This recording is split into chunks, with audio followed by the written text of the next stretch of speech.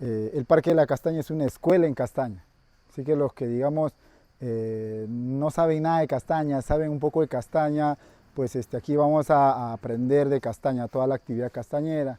Este es un turismo vivencial. Tenemos toda la infraestructura, la casa del castañero, la cocina, payola, almacén, juntamos, canastas, todo en este caso, ¿ya? Este es un emprendimiento familiar. Eh, Somos 6 hermanos quienes trabajamos acá y varios amigos más que se han hecho parte de la familia. De hecho, creemos en el deseo de poder generar cultura, identidad, porque no estamos solamente trabajando castaña, sino que también trabajamos chiringa, pronto vamos a hacer también la ruta en la madera y un poco de agricultura también. Y el deseo nuestro también después es generar el conocimiento, el consumo del producto regional, plátanos, yucas, uncuchas, que cuando vayamos a la pollería pues te encuentres al menos un plátano, que te ofrezcan el plátano, te ofrezcan yuca frita en vez de, digamos, papa, ¿no? Para al menos variar. Entonces la idea del parque, como le dije, sale de esta forma, pero también el tema muy familiar, en el sentido de que nosotros somos hijos de castañeros, hemos vivido en la castaña, hemos estudiado con la castaña y hoy día estamos aquí por la castaña. De hecho, nos lleva también el sentido de la conservación. Entonces, para nosotros es súper importante eso, como les mencionaba, y de hecho es transmitirle también nuestra experiencia hacia ustedes. Lo que hoy día nosotros damos a hacer aquí es más que un guiado, es contar nuestra experiencia en castaña, ¿ya? Entonces, bienvenidos al parque y hoy día yo voy a ser, digamos, su intérprete, su guía. Ya. Lo que hacemos aquí, pues en este caso, hacemos un poquito de la diseminación de la semilla, de la castaña, pues cómo se ha sembrado, cómo se siembra. Pues si vamos a la literatura, y seguramente vaya a ver con el ingeniero también vamos a hablar del tema, es que el añuje, ¿no? El añuje es un roedor que parte el coco con los dientes y cuando lo parte, pues él empieza a comer y está atento a algún peligro, ¿no? Entonces cuando ve una sombra o ve algo, él al toque guarda la castaña que está comiendo y se arranca. Y al parecer el añuje tiene Alzheimer porque cuando regresa no encuentra, son añujes viejos en este caso. Y entonces cuando regresa ya no encuentra y queda sembrada la semilla, ¿no? Ahora, bueno, esto es un relato casi literario, de repente no es exactamente como pasa, pero cuando nosotros estamos en el monte y vamos a trabajar la castaña, pues estamos siempre atentos a escuchar también a alguien que nos esté robando la castaña. Y entonces cuando estamos andando con papá, los hermanos en el monte, tac, tac, tac, ahora vamos a atrapar al ladrón, decimos. Entonces vamos por el monte cruzando más o menos allá, llegamos allá y te das con la sorpresa de que el mono blanco está chancando en la rama. Nosotros pensamos que hay una posibilidad y también de que cuando rompe el coco, porque normalmente son los cocos del año pasado, no agarra todas las castañas, así que caen también las castañas. Hay una posibilidad de que ahí también haya, siembre el mono también la castaña, ¿no? Entonces, la castaña es súper natural, hay árboles de 200, 300, creo que hasta 1000 años. Entonces, y la época de caída para recolección normalmente es en diciembre, enero, febrero, marzo, abril. La castaña se recolecta, no se cosecha. Ya, normalmente en el término de exportación está cosecha y muchos confundimos cosecha en el sentido de que se siembra la castaña, ¿ya? Y es que oye, sembramos castaña y ahora vamos a cosechar la castaña. Pues no es así, ¿no? Cae naturalmente. Y había mucha gente comerciante que viene de Lima y te dicen, oye, te compro una hectárea al barrer. Piensan que eso es un cultivo, entonces ya te voy a vender una hectárea al barrer, y uno le dice, ¿no? Porque finalmente la densidad de árboles es 1 por hectárea y eso es menos incluso, ¿no? Pero el promedio es 1 por hectárea.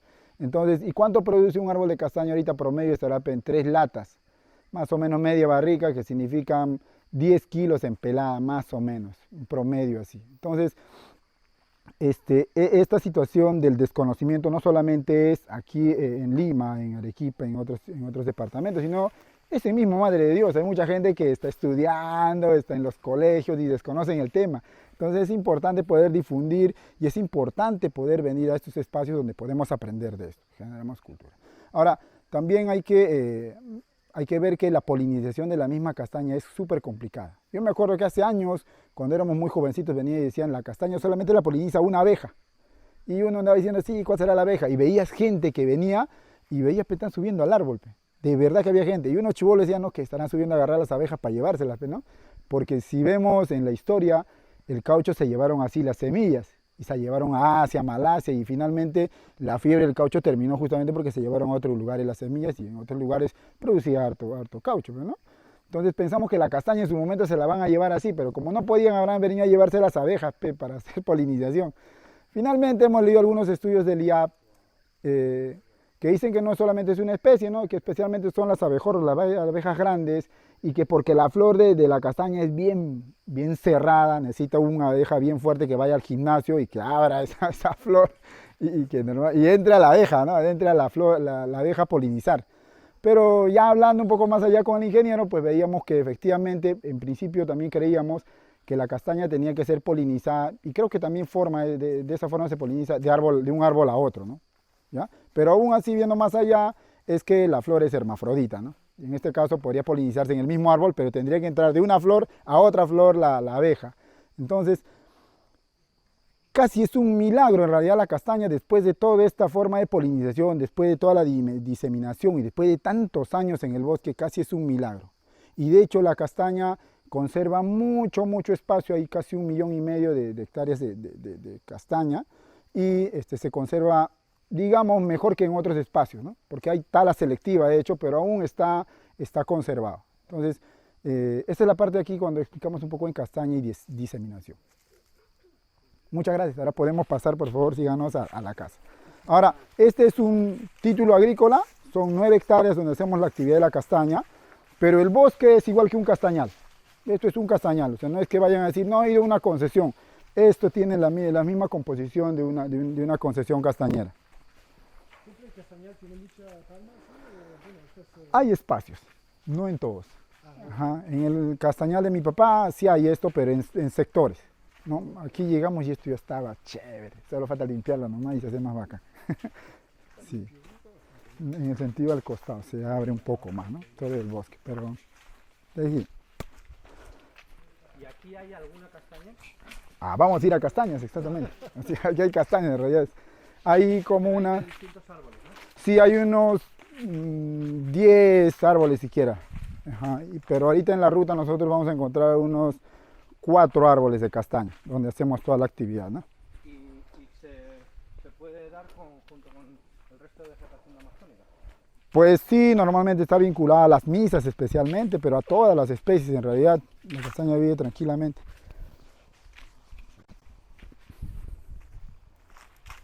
Me olvidé el coco. El coco era para traer, carajo.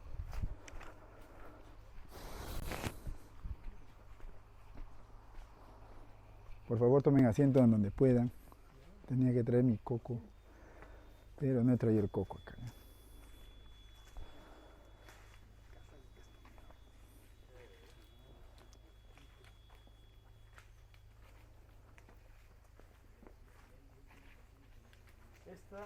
Esta es la...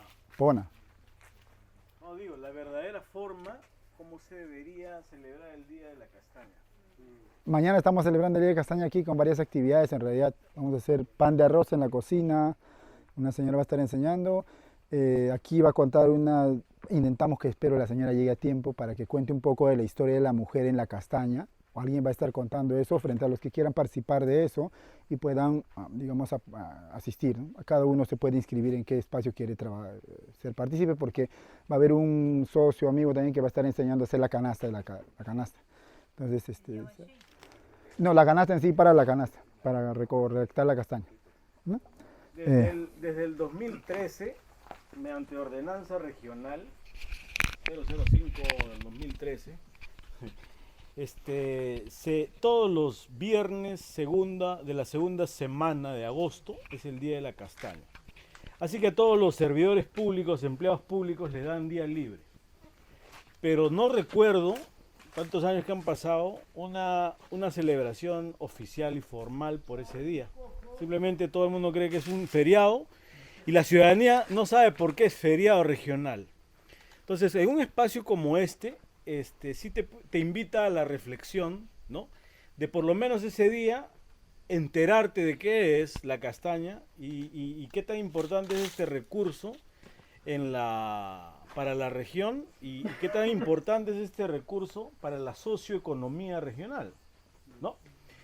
Y además, siempre me gusta cuando estoy fuera del Perú y hablamos de este recurso, soy tan atrevido en decir que este es uno de los recursos más sostenibles del planeta en los trópicos húmedos. En todos los bosques tropicales del mundo, este es uno de los recursos más sostenibles por el impacto mínimo que se tiene en la actividad, ¿no? Pero además lo que explicaba Miguel, la castaña es un milagro. Es un milagro que cuesta, mientras más la estudiamos, menos la entendemos, ¿no? Y solo pónganse a pensar un ratito en lo duro que es ese coco, y encima las almendras están protegidas por una madera, por un leño duro, y dentro hay una nuez de altísima calidad. ¿Ya? ¿Y cuál es el milagro? Que esa castaña se da en los suelos más pobres de la región. O sea, ¿de dónde extrae los nutrientes de esa castaña? De suelos muy pobres. Para que solo un año, en 14 meses, haga una corteza de madera y encima una de las nueces con más contenido de proteína y selenio y todas las bondades que ustedes conocen perfectamente. Entonces, ese es el milagro que se puede apreciar. Y además la biología de la castaña es simplemente alucinante. La polinización es otro milagro, la floración es otro milagro. O sea, la estructura de la flor que mencionaba Miguel, no existen pocas especies que sean hermafroditas, es decir, ambos sexos en la misma estructura floral, pero no se puede autopolinizar. Simplemente ¿por qué? Porque la parte femenina de la flor está arriba y la masculina está abajo. En el resto de especies, el 99% ocurre lo contrario. Los estambres, la parte masculina está arriba y por gravedad cae el polen y fertiliza la flor y se produce un fruto. La castaña no, es al revés. El ovario es súper, está arriba de la estructura masculina. Entonces, por eso es que la polinización se da a través de de vectores que son las abejas. Pero estas abejas no son cualquiera, porque tienen que ser suficientemente robustas para abrir una capucha o un yelmo, una estructura floral muy pesada, y ahí es donde ocurre la polinización, ¿no? Pero esa polinización el abejorro la trae de otro árbol.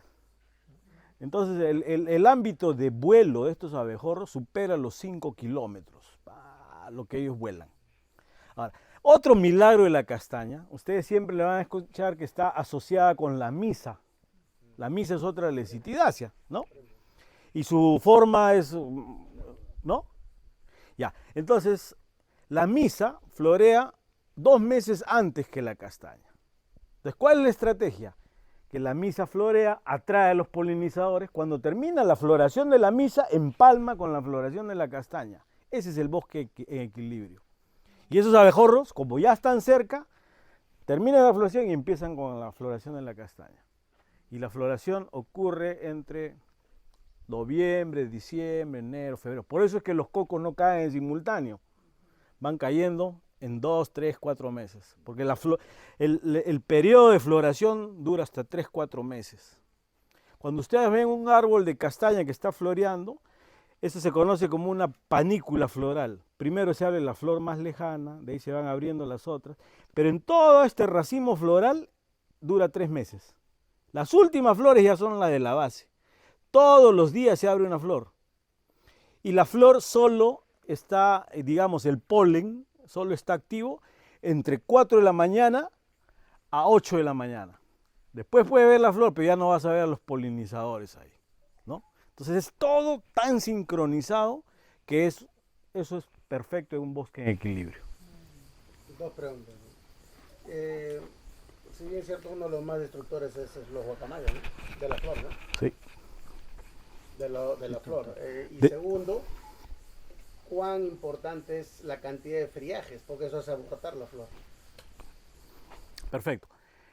Los guacamayos se han convertido ya en un problema para el castañero. ¿Por qué? Cuando ha habido la extracción brutal de los chihuahuacos, esos guacamayos se alimentaban de la semilla de los chihuahuacos, que es otra almendra, ¿no? El dípteris, claro, de eso se alimenta. Al ya de reducirse las poblaciones por la tala indiscriminada del chihuahuaco, ¿qué hacen esos guacamayos? su siguiente alternativa es la castaña. Por eso cuando el coco ya está formado, tú rápidamente ves, el coco está suave en los 2 meses de fecundado, el fruto, perdón, la flor, ya ves ataques de loros, guacamayos y eso produce la caída. Ahora, en el tema de producción, recordemos que la floración se da noviembre, diciembre, enero, hasta parte de febrero. Y si la temperatura, no solo el friaje, sube 2 grados arriba o 2 grados abajo del promedio, esa floración no ocurre.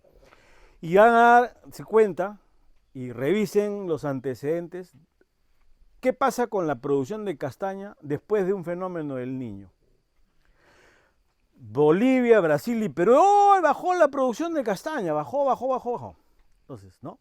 Y eso es porque la flor es tan sensible y lo que en realidad es después de un niño, sube o baja ese promedio de temperatura. Y eso es suficiente para que todas las flores no se fecunden. Entonces, si queremos ver la producción de la castaña en la siguiente zafra o cosecha, concentrémonos en el periodo de floración. ¿Ya? No nos concentremos mucho en el friaje, porque los friajes son junio, julio, ¿no? O sea, cuando da el friaje, ya los cocos ya están formados y están siendo rellenados. El punto más sensible de la productividad de la castaña es la floración, como cualquier otra especie, ¿no? También escuché hace años cuando hablaban del tema de las quemas. Sí. Sabes que las abejas con el humo se van, ¿no? Entonces, y esta abeja grande, la abejorro, porque es el género Bombus, ¿no? Bombus, sí. Si hay quemas, también se pueden dispersar o no están en el ámbito. Correcto. Yo estuve ayer también en Palmarreal y conversaba con unos comuneros y me dicen, Carlos, ¿te acuerdas que una vez plaqueamos un árbol, el árbol 100 en la comunidad? Esa producía 5 barricas. Yo le dije, por efecto de cambio climático y ahora produce una y media, no más, y ha bajado y no sube más. No sube más. Así está. ¿Qué está pasando? Sí, resulta que cuando hablamos de abejas, todo el mundo empieza a pensar en una colmena, ¿no? La reina, los obreros, los zánganos, ¿no? O sea, las abejas, al toque lo asociamos que tiene una estructura social, ¿no? Las que dan miel, las melíferas, ¿no? Los abejorros de los que estamos hablando no son así, no funcionan en sociedad, son abejas solitarias, son solitarias. Entonces, unas que se conocen como las carpinteras, que la han visto en la chaca, que perforan esa es Psilocopa, es la negra, ¿no? Y luego Bombus vive en el suelo, perfora en el suelo y ahí vive. Se encuentra con su pareja, listo, y otra vez vuelve a ser solitario. Entonces, ¿qué pasa con los incendios forestales? Después de las quemas. ¿Qué usa cuando trabajan melíferas? Usan humo, ¿no? Exactamente es el mismo efecto. El humo ahuyenta a las abejas de su hábitat natural y las pone más lejos, ¿no? Y recuerden que dije que el home ranch, el vuelo, la amplitud de vuelo de esa abeja son 5 kilómetros. Entonces, en las épocas de quema se alejan mucho más de esos ecosistemas, ¿no? Y al ser solitarias, pierden el rastro. Entonces ya no encuentran los bosques, ¿no? Entonces se alejan más de 5 kilómetros. Entonces hay un efecto directo sobre los incendios forestales, la quema, en la productividad del castaño. Pues recuerden, esos árboles para que produzcan solo dependen de estos abejorros. Estos abejorros son 4, todos son de la misma familia, pero hablamos de la ronzapa, que es la Psilocopa, Bombus, Eulaema y Epicharis, que son las 4 más importantes, ¿no? Entonces, cuando ves un abejorro, no lo mate, deja ahí que se está haciendo su chamba. Pero Ronald, digo yo, ¿no? Si, por ejemplo, los castañeros, para ellos es importante el abejorro. ¿Por qué no tener no sé si está bien, una colpa de abejorros, criar abejorros? Eso es. ¿No? De una manera así como están haciendo en Ronald, mira qué bonito, sí. Así, y tener así algo de abejorros solos y criar. Esa iniciativa es importante. Se ha hecho esa experimentación con unos colegas de de la Universidad de Suiza, con Sustain, un proyecto Sustain, donde se han hecho unos módulos para que las abejas lleguen cerca, ¿ya? A través de palos secos se han probado distintas especies en las cuales ellas pueden convivir. Entonces, esa es una estrategia importante que los castañeros tienen que hacer, ¿no?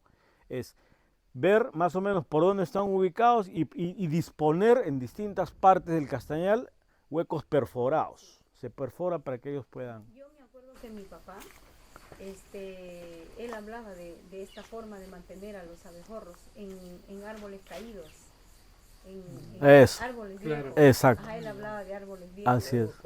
Sí, entonces, inclusive cuando recién se abrió el albergue Cusco Amazónico, Ujú. mi papá fue guía ahí en español, y él cuidaba mucho los árboles viejos, porque por esa zona hay castaños, ¿cierto? Entonces sería una forma. Si Sí. alguna vez haces un proyecto, invítame, me encantaría. Sí, claro, hay un proyecto de eso.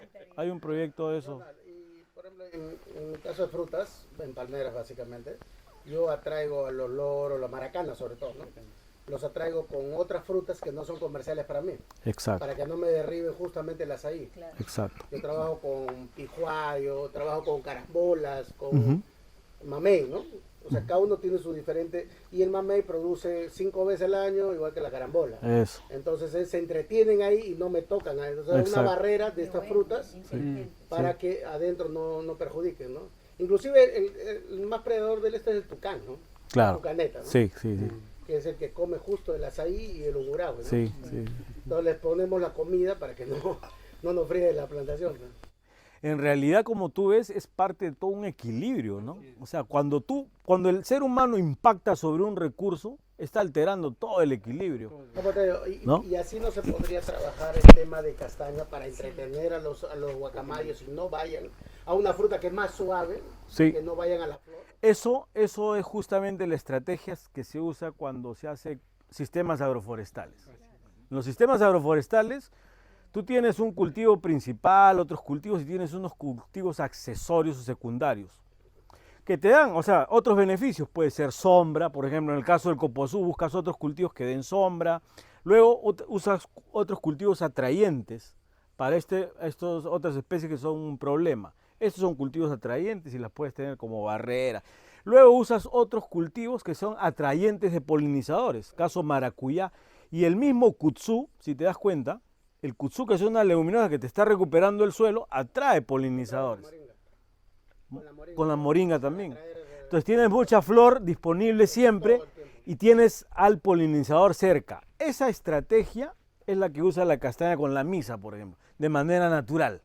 Entonces, cuando tú haces un sistema agroforestal, imitas lo que hace la naturaleza, ¿no? Entonces pones estrategias distintas, ¿no? Misa y Ronald, espingo, en todo caso. para que nos expliques también, ¿no? La estructura natural de un árbol de castaña en el bosque no tiene aleros, ¿no? Entonces, una explicación adicional de parte tuya es que generalmente está rodeado de árboles prominentes, Así es. con aleros, Así es. chihuahuacos y otras especies más, ¿no? Así Entonces, por favor, esa explicación para poder complementar, porque el castaño nunca puede estar solo, No es solitario. ¿no? En la Esa- naturaleza tiene que estar acompañado con socios que le ayuden a estar bien parado y subsistir en el tiempo. Eso. Y justamente lo que tú dices, cuando sucede este tipo de deforestación y lo dejan solo, en el tiempo se viene abajo, Es correcto. porque no tiene sustentación, porque no tiene aleros, etcétera. Por favor, una explicación. Uy, esa explicación es buena, pero esa pregunta, porque a partir de esa pregunta nosotros nos fuimos hasta estudios moleculares. La primera vez que me encontré con un árbol con aletas por el Pariamarca, y entonces la duda que me vino es que debe haber otra especie de castaña. Entonces, no. De ahí encontramos cocos que eran alargados como el cacao. Entonces dije, acá hay otra especie de castaña. Entonces, Eso nos obligó a hacer un recorrido por todos los castañales de la región y hacer análisis de ADN. ¿Qué buscaba en realidad? Buscaba otra especie, que no esté descrita en la literatura. Porque la literatura te describe que la castaña dice fustes rectos, cilíndricos, nunca vas a encontrar fuste con aletas, ¿no? Ahora, cuando hicimos los estudios a nivel de ADN moleculares, resulta que eran primos, hermanos, ¿no? ¿Y qué pasó con las aletas? Había que resolver esa duda, ¿no? Y esa duda es que esas partes de los bosques habían sido impactados. Entonces, toda la parte social de la castaña, nosotros lo que vemos es del suelo para arriba, pero del suelo para abajo no estamos viendo. Y ahí hay toda una articulación de raíces, un entramado que hace que estos árboles tengan el sustento entre sí, entre todos. ¿Pero Y podría pasar una inundación o algo? ¿Ah? ¿Podría ser una inundación? No, o sea, primero que posiblemente esté en una zona no muy plana, ¿ya? Entonces, es la estrategia del propio árbol en poder anclarse. Entonces busca su anclaje lateral, más no anclaje de profundidad, ¿no? Ya. Entonces, pero eso que te obliga a decir, está mutando el árbol. Entonces, ¿y cómo sabes eso? A través de estudios de ADN. Entonces, el estudio de ADN te permite saber si existe alguna posible mutación de la especie, ¿no? Entonces, cuando comparamos todos los 260 árboles que habíamos hecho el ADN en todo Madre de Dios, entonces la mutación estaba muy lejana. Entonces, ¿qué es lo que tiene la castaña? Es variabilidad genética, ¿ya? Entonces, esa variabilidad genética es cuando una especie todavía no ha sido domesticada. O sea, toda la diversidad está en el bosque. Por eso es que vas a encontrar cocos de castaña de este tamaño, vas a encontrar así, vas a encontrar alargados. El castañero, cuando hay cocos que son durísimos, rebota el machete, y hay otros que ellos le llaman huevito. ¡Tix! Se abre, facilísimo. Hasta que te encuentras con ese que tiene la forma de un cacao. ¡Wow! ¿Esto qué es? ¿Castaña? No es castaña. Suavecito y todas las almendras dispuestas igual, pero de manera alargada. Entonces, cuando tú agarras y ves todas las variedades de cocos, todas las variedades de formas que hay, significa que la castaña todavía es un recurso que está intacto genéticamente. No ha habido presión sobre ese recurso. Es endémico. Entonces tiene mucha variabilidad. Esa es una de las explicaciones por qué la castaña nuestra es más pequeña que la brasilera. Los ecosistemas son diferentes. Es correcto. Más rica, creo que es más rica. Ahora, cuando hicimos esos estudios moleculares, determinamos que en todo el Perú hay 2 poblaciones genéticas. Y ese es lo que te va a dar la razón a lo que acabas de decir, Chalo. Desde el Manu, yendo hasta el río Los Amigos, imagínate, todo eso, hasta casi Iñapari, es una población. Por el otro lado, Lago Valencia, Pariamanu, Pariamarga, todos los castañales estos es una sola población genética. Es decir, todos son primos hermanos, tienen algo que ver. ¿Ya? Y solo hay un pequeño manchal en Iñapari, que es otra población genética. ¿A qué población genética corresponde eso? A la del Acre. Ese es igualito al resto del Acre. Y ahí cambia toda la conformación. Es otra familia. ¿Ya? Entonces es como que en el territorio peruano hay solo 2 familias de castaña. La de Iñapari, a nivel de ADN, nada más. Visualmente, no, es difícil. Más grande, porque la de Rondón es así. Claro. La Rondón es Claro, pero por eso, bien larga. pero también, ¿te acuerdas que dije que hay variabilidad genética? Entonces la variabilidad genética puede ser como en tu familia, ¿ya? Hay unos más altos, más bajos. Condiciones de agua, ¿no? ¿Ah? Bastante más humedad de repente, ¿no? Claro, se acondiciona a cuestiones de suelo y eso. Pero es igual, es como que la familia de la castaña de Madre de Dios es tan diversa que tienes el hermano alto, el hermano bajo, el hermano blanco, el hermano negro. Esa variabilidad es la riqueza alélica que hay. O sea, y te dice que la especie está bien conservada. Ya, pero acá la pregunta, insisto, Ronita, ¿cómo va la castaña? ¿Sola? ¿Acompañada? tiene aliados, tiene socios, como tú dices, uno de ellos es la misa, ya, perfecto, perfecto. Pero hay otros que son prominentes, pues, que le sirven de ayuda, Claro. ¿no? Como una barrera rompevientos. Exacto. ¿No? Bueno, eso explícanos en realidad, digamos, en los lugares donde prevalece la castaña, necesariamente tiene que haber esos acompañantes. Totalmente, porque Y sobre esa pregunta, disculpa, sobre por el trabajo que tienen hecho ustedes de acortar la producción, ¿no sería mejor? Porque va a producir más bajo. Entonces necesitas aliados más chicos. pero esa es una estrategia que está diseñada para sistemas agroforestales, ¿no? Claro, entonces tienes castañas de porte bajo, pero igual tampoco lo puedes tener solo. Puedes trabajarlo con mangos.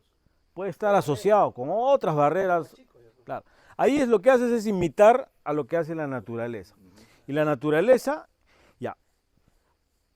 Uno de los puntos débiles que tiene estructuralmente la castaña, yo siempre lo comparo como un jugador de básquetbol de la NBA, 2,20 m. Imagínate que cuánto debería calzar un jugador, 45, 50, ¿no? Ya. La castaña es un jugador de básquetbol que calza 32. O sea, tiene mucha facilidad de caerse. ¿Por qué? Porque no tiene estructuralmente una raíz pivotante. La raíz pivotante es la que profundiza. Tú puedes ver un árbol de 45 metros de alto y su raíz pivotante es 2 metros. Claro, es como un jugador de básquet que calza 35, ¿no?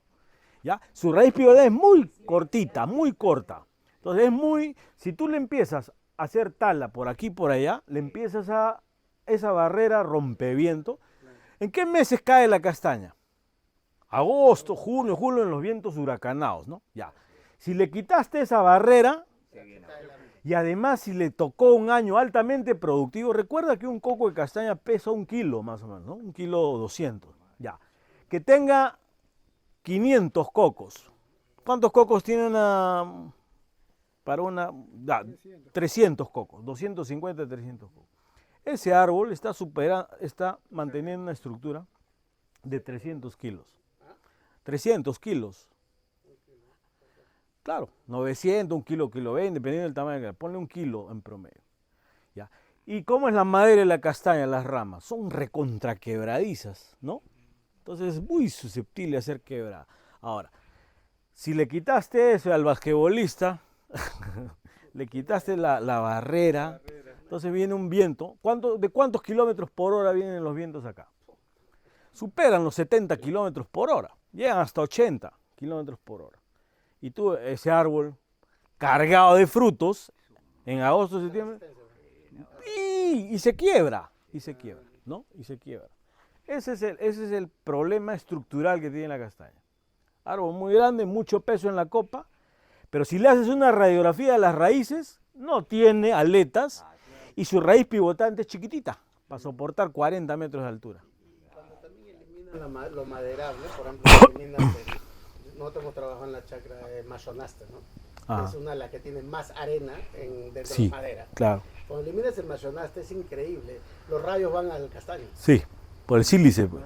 Los rayos van al castaño. Hay ventarrones y rayos y impida, ¡pum! A los castaños, ¿cómo le caen? Ese es un... Tiene ese pararrayo que es el Machonaste. Ese es un estudio que hicieron los brasileros. ¿Por qué el rayo le sigue a la castaña? Entonces, cuando analizan la madera de la castaña tiene sílice. Tiene un metal, es atrayente, es un pararrayo la castaña. Igual que la misa. Claro, igual. Tiene sílice, exacto. Ese es... Jala. Bueno, pero... digamos...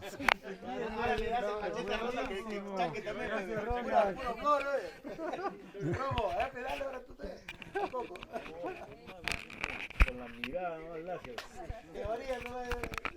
No, tengo 20 años estudiando ese árbol. 20 años y subiéndome a los árboles y todo. Sin caerte. Sin caer.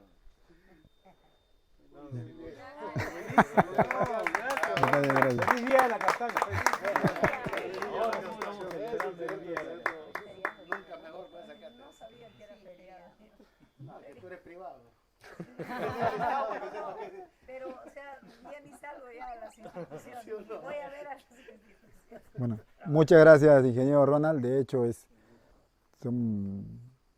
nosotros somos más que todo recolectores del conocimiento más práctico, más de historia ya, y todo el conocimiento técnico que tienes llevamos, mira, 38 años de mi vida en el bosque, ya es 20 años estudiando, que es diferente, pero que ayuda mucho y claro, definitivamente todo ese conocimiento ahí, y gracias por los datos ahí y la enseñanza, pero aquí lo que hacemos es diferente, digamos, chévere esa parte, y lo que contamos es más que todo nuestra historia un poquito, pero gracias en verdad, porque ayuda mucho en el sentido de que hay datos que hay que darles fehacientemente, y a veces estamos hablando desde la misma historia nuestra, datos que de repente nos dijo papá, y estamos contando esas cosas. Entonces sí es bueno saberlo, ¿no?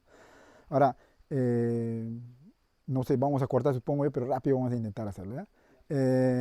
Bueno, la historia en la castaña para mi papá llegó a San Juan de Aposento en la frontera con Bolivia, y en ese tiempo mi papá dice que no ha llegado a ninguna hacienda, así que él no ha trabajado para el hacendado, eso es lo que decía él, ¿ya? Entonces, pero sí estaba ubicado ahí Vinelli, en San Juan de Aposento, en Santa María estaba Slater, en Chiringabio estaban los Mejía, en Alerta estaba Valdés, y todos estos, digamos, haciendas tenían aeropuertos.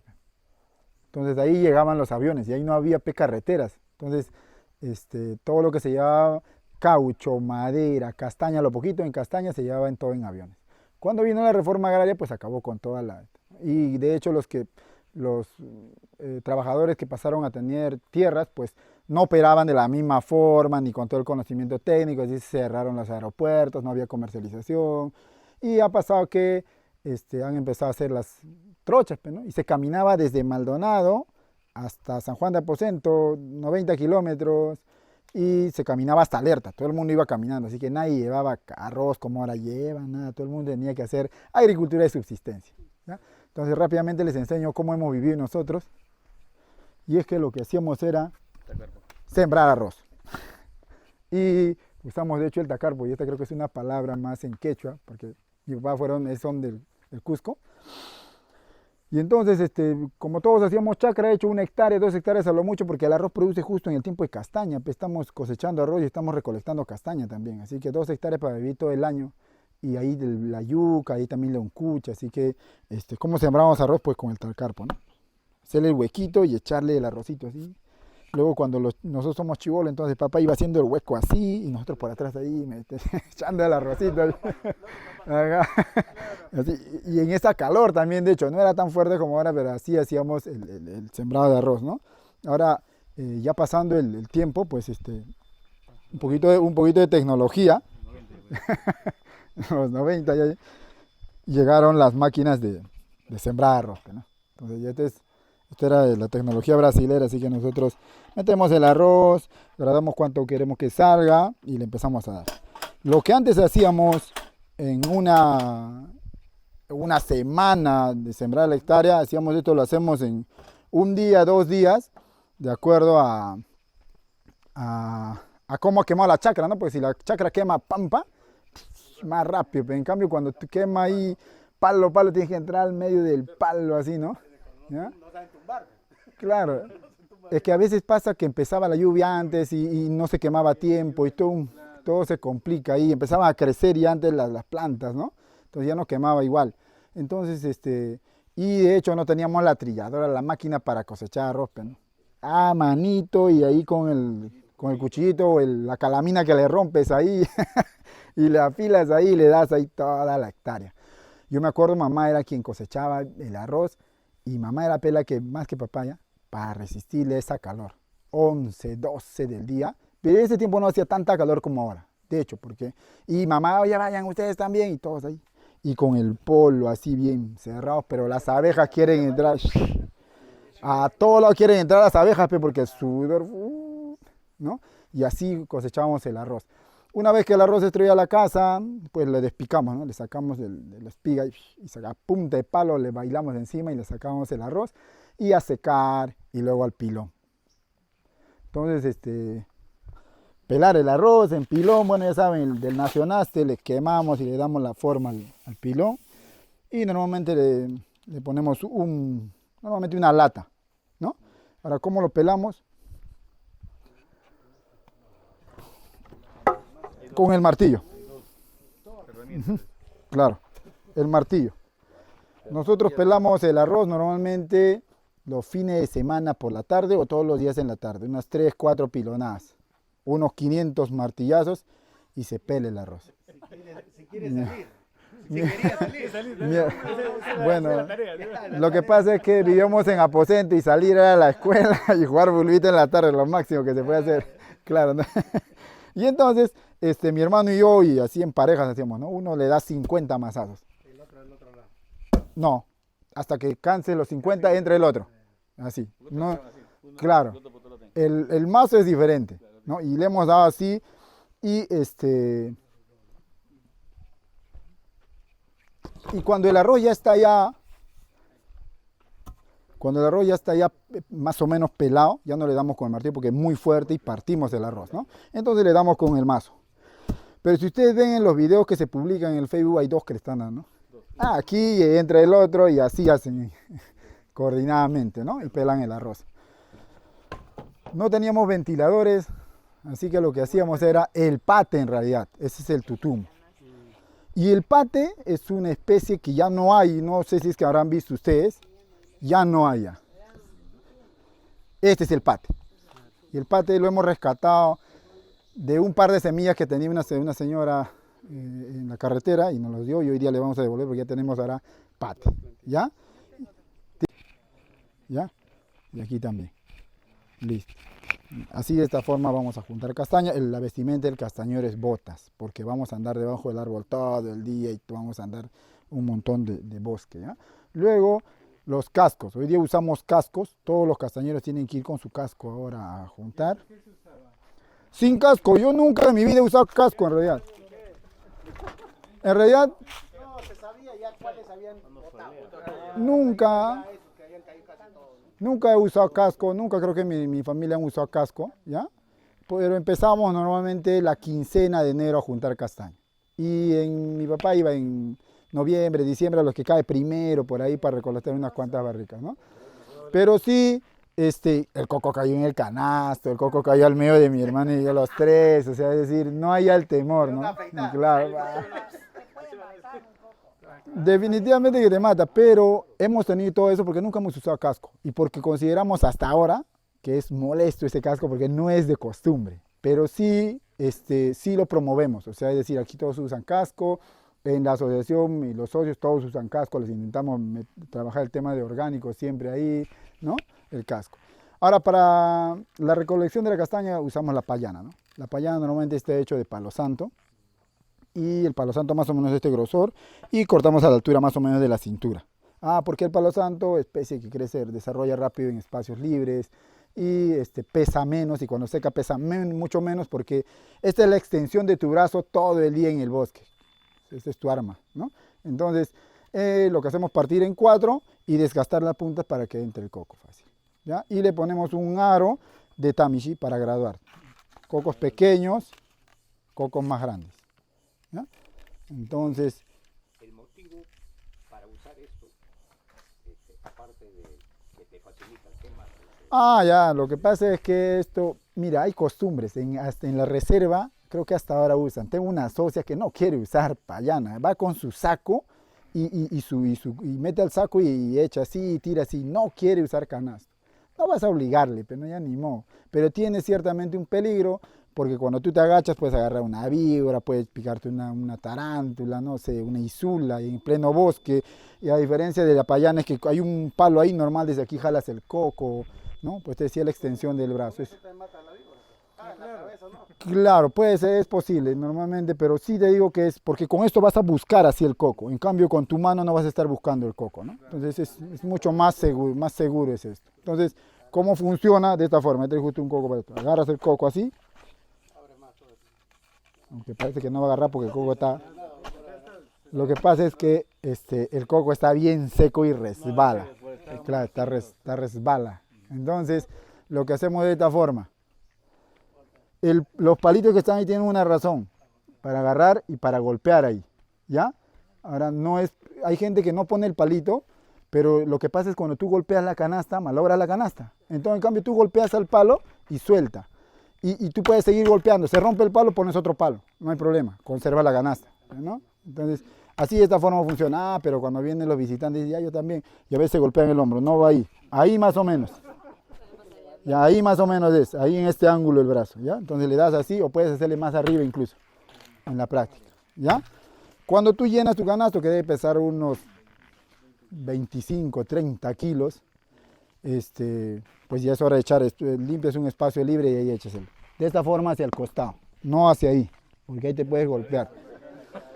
Puedes descubrir una sorpresa ahí. Pero esas eran más pequeñas, entonces. No. Este es un modelo pequeño para niños, un poco para más jovencitos niños. Entonces la oficial normalmente es de este tamaño. O sea, pero cuando era con este otro material también era tan grande como Sí, igual, solo esa es la demostración nomás. ¿Ya? Ya, quedó. Ahora, ya nos vamos a vestir el canasto y vamos a ir a hacer el recorrido, ¿no? ¿Sí? ¿Ya? Así que sin canasto. Pero sí les digo, aquí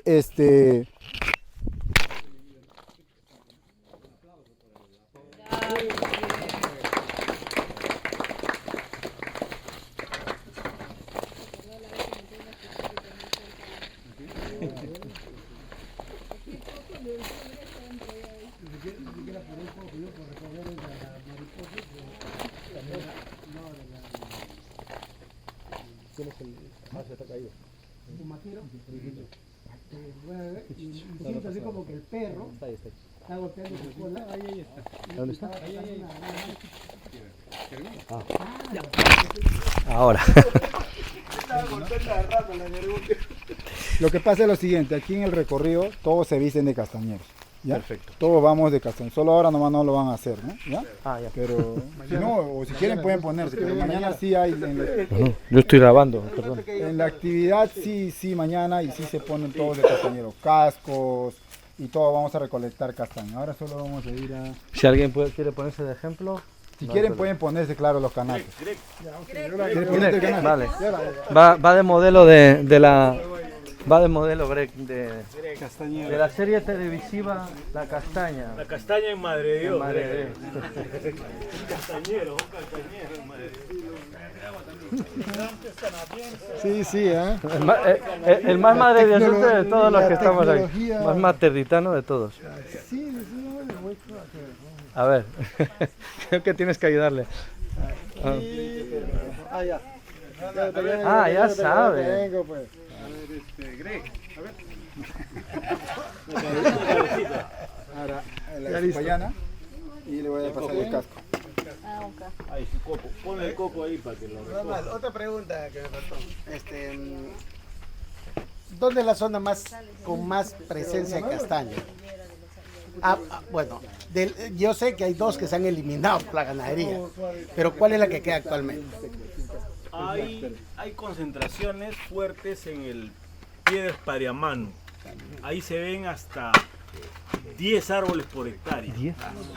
Pero en el castaña tenemos hasta 13. Por eso, lo que pasa es que cuando tú sacas, con lo que decía Miguel, la densidad de árboles es 1 por hectárea, 0.9 por hectárea.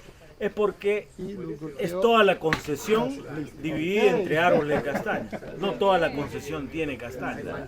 Pero pero cuando tú identificas manchales hay hasta 15.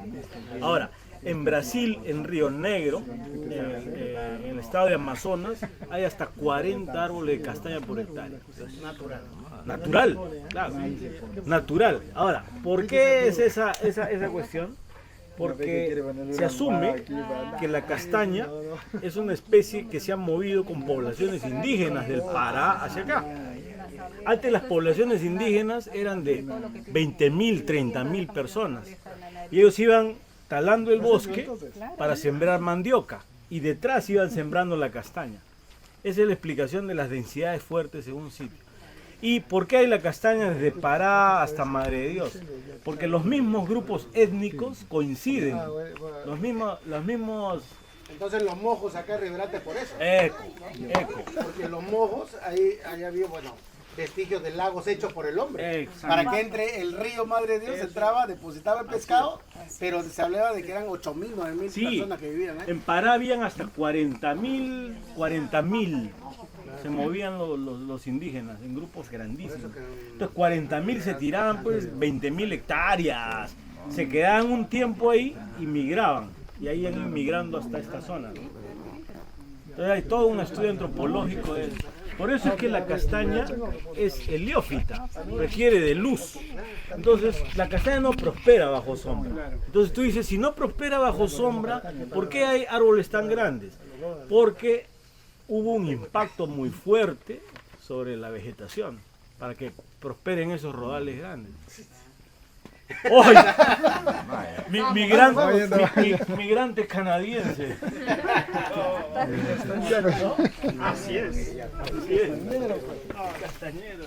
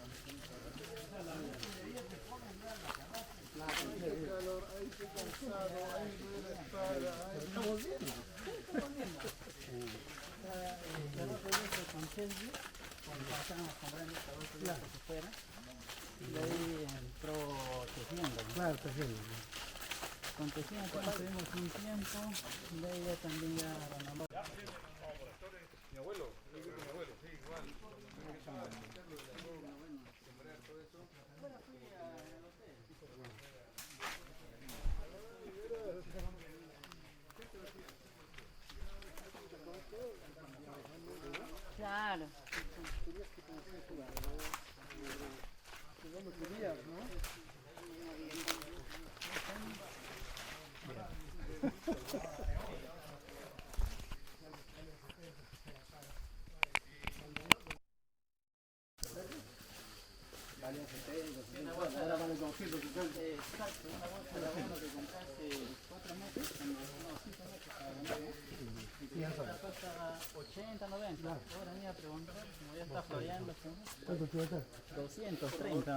Un ratito, 2, 3 minutos nomás. Ya saben, Chuyachaki, ¿no? Un término quechua que quiere decir un pie, ¿no? Porque lo has tapado, ¿no? Que el Chuyachaki es famoso no solo por su pierna de animal, sino porque levanta la Claro, tres piernas. Tal vez de eso sea el nombre, ¿no? El chulo. La cosa es que para nosotros Pero tal vez el miembro viril puede demostrarse como el único pie. la situación es que para nosotros, mamá, papá decían, no vayas al monte porque Chuyachaki te va a llevar. ¿Ya? Tienes que tener cuidado, ¿sí? Ese era el tema. Y no sé si es que a ustedes les pasa, pero mis hermanas, a mis sobrinos pequeños, la cucaracha te dicen, y para que se mueva, ¿no? O la rata, y tiene que moverse el niño de ahí, digamos, ¿ya? Entonces papá y mamá decían, no vayas al monte, el tigre, así. Uy, a uno le tiene un cierto miedo hacia cosas de este tipo, o sea, algo que tú tienes, un tigre, el Chuyachaki, pero también nos enseñaron algo que era, mamá decía, oye, no le vayas a orinar a la lupuna, ¿ya? Y si vas a ir al baño, tienes que ver de repente las raíces, ¿ya? Porque dicen que le echas la ropa ya de raíz de alguien que quieres hacer una maldad y le pasa algo a esa persona. Entonces, nosotros habíamos creado eso en nosotros y se me quedó a mí. Hoy día cuando hemos ido al río Manuripe arriba, y ahí están las lupunas grandes, ¿no? Unas aletadas, yo tengo que llegar ahí y darle la vuelta, porque le tengo ciertamente un miedo traumático de hace años cuando decían eso. Y eso nos lleva a entender una cosa, que de alguna forma los que hemos vivido tanto tiempo en el bosque, respetamos por creencias, por visión, por la vida que llevamos, algunas especies, y la idea es conservar porque alguien te va a hacer daño o va a pasar algo. Entonces no solamente es un Chuyachaki, no es la forma de cómo vivimos durante tanto tiempo en el bosque y creyendo en estas cosas. Entonces cuando encontramos a un maderero que se tumbó la lupuna y le dice, madre, no le pasa nada a este tipo, ¿no? Entonces ya estás más grande y entiendes que eso es mentira. Pero sí queda en uno ese temor, ¿ya? Entonces, ajá, de esa forma es que nosotros representamos no solamente a Chiyochachi, sino que por favor, Cuando no quiere que le trae todo tu borrego, tu carro. No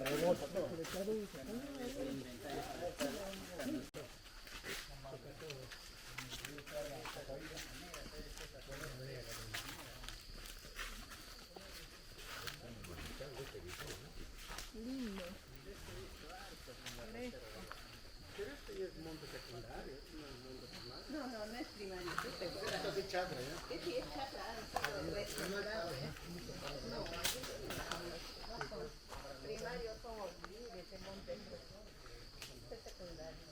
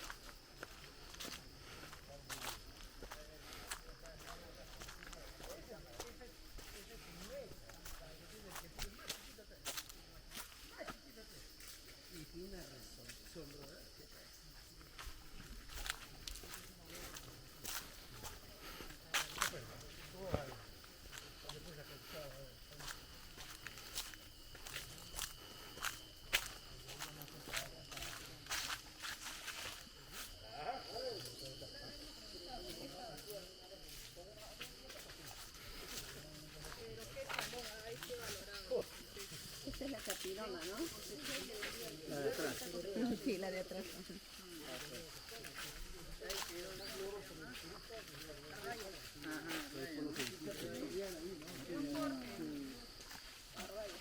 les explico un poquito, por favor.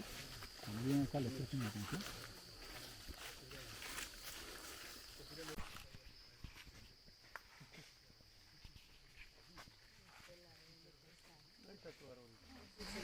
Sí, hemos llegado a uno de los primeros árboles de castaña aquí, ¿ya? Y les explico un poco. Atención niños, presten atención, vamos a dar examen a la salida. Presten atención, por favor, les explico un poco. Miren, el trabajo en la castaña ha ido cambiando. ¿Por qué? Porque hace mucho tiempo, como les dije, no había los medios de transporte y las carreteras como antes. Entonces la castaña se cargaba 2 horas, hora y media hasta la casa. Y tenías que ir la subida, las bajadas, las quebradas y los huecos, y no que es plano y todo el bosque, ¿ya? Y lo que se hacía en ese tiempo pues era recolectar toda la castaña durante enero, febrero, marzo, abril. Yo juntaba con mi papá y mis hermanos y justo salía del colegio y yo me iba a la hora de la chancá. Casi un poco descargado, digamos, de esas distancias. Y también estaba muy jovencito, el niño estaba, ¿verdad? Pero en ese tiempo se juntaba y se tapaba. Palmichi, hoja brava, usamos siempre. Ah, pero ¿por qué se tapaba? Porque cuando está aquí tapado, se seca el coco. A la hora de ir y partir los cocos, un machetazo, 2 machetazos está partido. ¿Ya? Está más seco. O sea. Pero también a la hora de cargar, la barrica pesa menos. Se está en 70 para abajo. Ahorita, cuando juntas y chancas, cargas 70, 80 kilos porque está húmedo, mojada la castaña. Entonces, de ese tiempo era más o menos esta forma de trabajo. Hoy en día se junta y se chanca, porque si tú dejas así, estás chancando, el otro está juntando allá, alguien está chancando acá ya. ¿Por qué? Porque los accesos son mucho más fáciles. Entonces, ahora hace tiempo robaban a los que estaban cerca de la carretera. Hoy día roban en moto a 2 horas. ¿Ah, Ya sí? no hay. Sí, ¿por qué? Porque a partir del 2008, 2010 más o menos, la castaña casi nunca ha bajado de precio. Siempre ha ido para arriba. Entonces, en el 2008, 2010 costaba 150, 200 soles una barrica. En el 2017, 800, 1000 soles una barrica. Cuando empieza. No, porque ese año produjo menos y abrió Corea. Y el mercado coreano abrió y la barrica llegó a costar ese nivel. De ahí ha bajado, pero ahorita vale 300, 250. El promedio debe ser entre 250 y 300 soles mínimo. O sea, ha subido siempre el precio y se ha mantenido ahí. Entonces, de esa forma es que ahora pueden robar de más lejos, pues, ¿no? Porque ya vale la pena, vale más. Y te roban de noche con linterna, con mechero. Entonces, de esa forma es que ha ido cambiando la forma de trabajo. Ahora, cuando nosotros vamos a juntar castaña, pues juntamos en el árbol castaña y andamos toda la copa del árbol. Y no está macheteado, no está limpio. Ahí entras con tu payana y buscas los cocos y hasta acabar todo el árbol, ¿no? Entonces nosotros normalmente juntamos los cocos y amontonamos allá al otro lado. Y antes de que vengan ustedes los visitantes, le caen los cocos. Y cuando ustedes se van, otra vez desaparecen los cocos. Tenemos cocos para ponerlo todos los días. Temporada Claro, ahora obviamente no es temporada de recolección. ¿Es ¿Cuántos metros tendrá? 23, 25. 25, 28. Wow. Este es un árbol chibolo, ¿sabes? Chibolo. Joven, pero ¿cuántos años debe ser? Un joven de 200. 200, 200 y pico años, ¿no? No, este tiene unos 60 años. Pero el desarrollo del bosque. Ah, no, es que ha estado aguantado, pues, un poco de tiempo. Pero ese diámetro es con 60 años.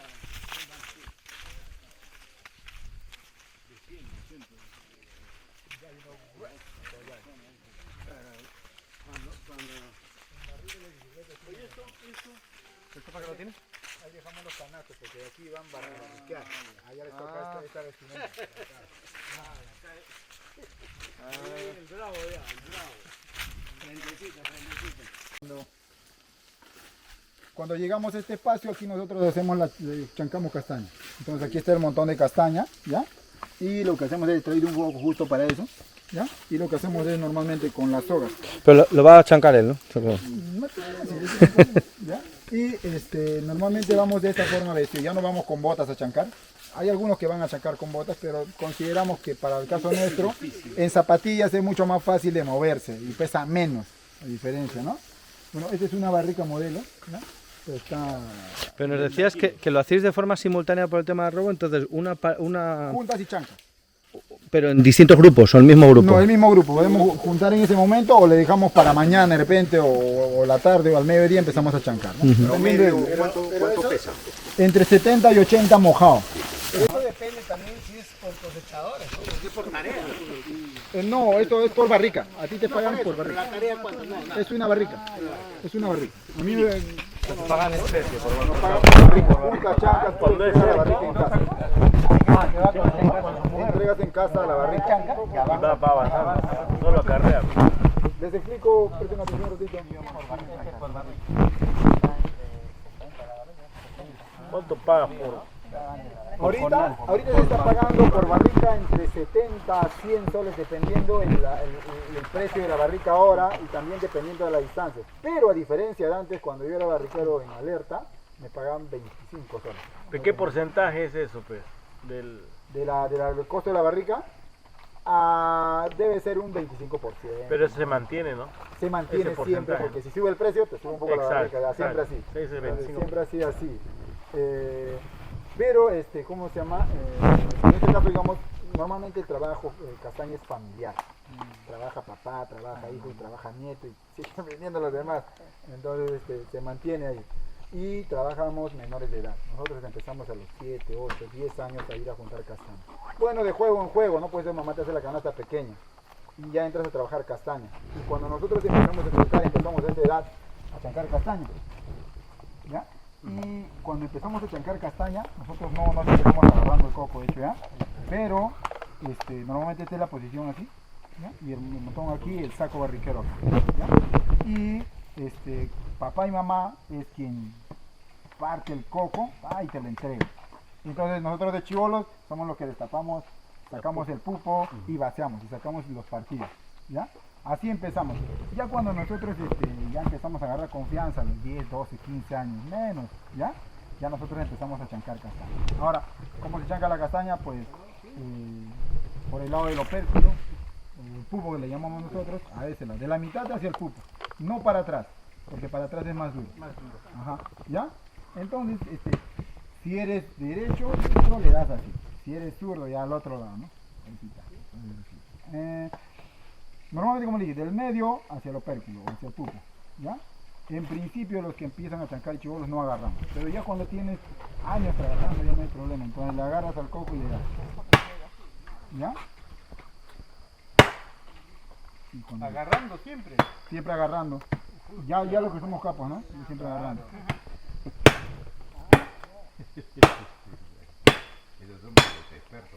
Está seco, ¿no?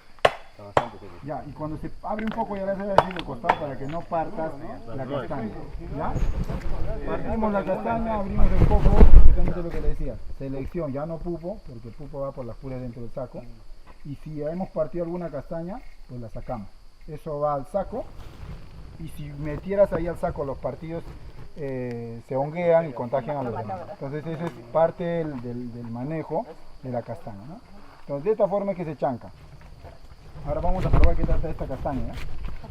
¿Cuántas viene por cada coco? Hemos contado alguna vez 29 castañas que hemos encontrado más y los demás para 7, 8. Ahí es cuando clasificamos a la castaña de semillero, porque aparte de que es suave el coco, para ver si tiene hartas almendras y normalmente no deja de producir, tiene algo siempre. Entonces, al menos nosotros como castañeros ahí reconocemos, digamos, al semillero, ¿no?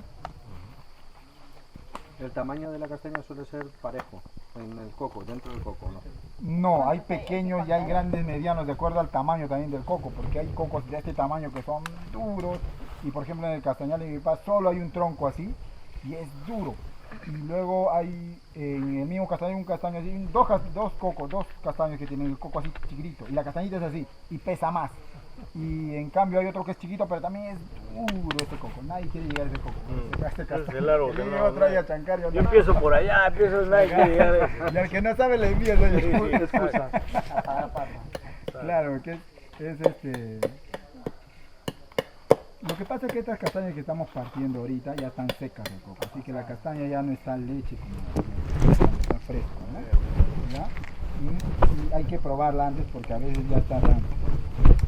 Sucede, lo que hemos encontrado este año, por ejemplo, en el proceso, es que el rendimiento ha disminuido durante el proceso, porque se ha encontrado harto vacío, pero vacío sano.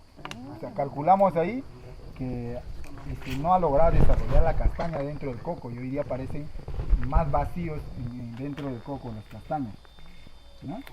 Estamos pensando que seguramente hay un efecto ahí de que como no llueve en enero, febrero mucho, ya no lleva el árbol hasta el coco y no logra desarrollarlo. Entonces se supondría que ahí necesita una investigación para ver ese caso porque no está lloviendo ahí como es un antes, ¿no? tema de eficiencia y polinización. Más o menos para que ocurra una polinización perfecta en un coco, el abejorro tiene que estar más de 30 segundos. Entonces cuando está 15, 20 segundos, llega una polinización imperfecta. No desarrolla todo, no cuajan todo el coco entero. Y de esa forma es que chancamos la castaña y una vez que está chancada la castaña, normalmente una barrica, lo que pasa es que la cargamos del suelo, ¿ya? Y a veces lo cargamos del palo. Y ahora vamos a ir al payol y vamos a cargar allá una barrica a todo el mundo, por favor.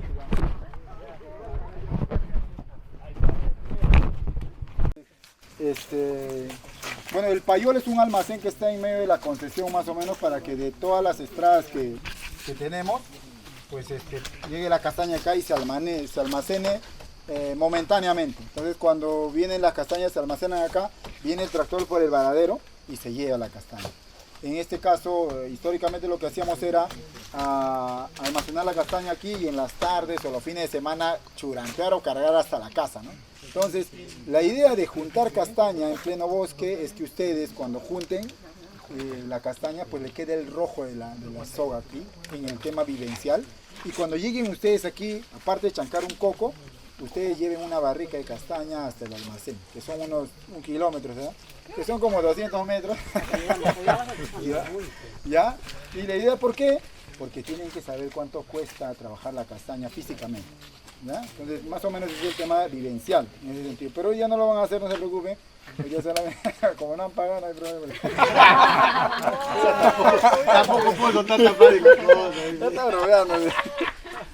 Mañana, ya mañana. Empieza mañana, pues aprovecha. Entonces le digo, nosotros preparamos de esta forma la chalequera para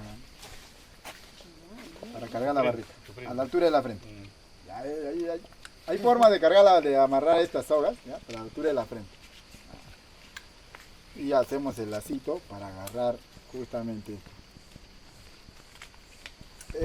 Hay quienes cargan cruzado, pero a mí me gustaba cargar siempre así. Así que les enseño siempre esta.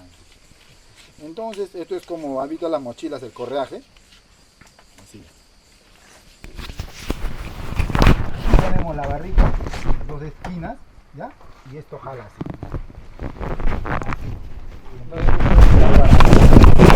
Jalo más para este lado, ¿no? Y ahí la agarras así, ¿ya? Una vez hecho esto, agarramos la cabecera. Y la cabecera simplemente es a la cintura. La medida más o menos normalmente es a la cintura. Hacemos un nudo ahí y tenemos aquí una pechera a la que vamos a amarrar el pecho, ¿ya? Entonces, lo colocamos al saco. Y como este es un resumen, vamos a poner esta forma. ¿Ya?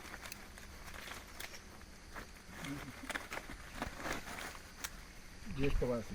Le decía, me he levantado varias veces del suelo, pero físicamente es muy fuerte porque tienes que levantar con piernas. Y tienes que levantar los 80 o 70 kilos desde el suelo. Pero normalmente ponerle un palo así a esta altura es lo mejor. Entonces lo que haces es esto. Colocas así. Y amarras así.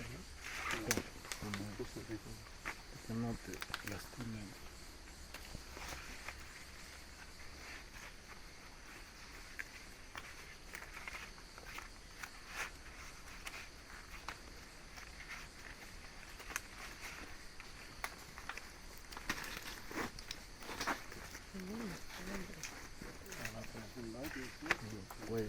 ¿Ya? Y agarras los brazos y le impulsas así. ¿Ya? Esta es la forma de cargar la barrica. Y normalmente cargamos, como le decía, 1 hora. Ahora ya se carga 10 minutos. Y esto es en todo el monte, ¿no? Sí. Cruzas los dedos y la mandas a la nuca. Y empiezas a caminar con Para proteger la columna. Claro que los dos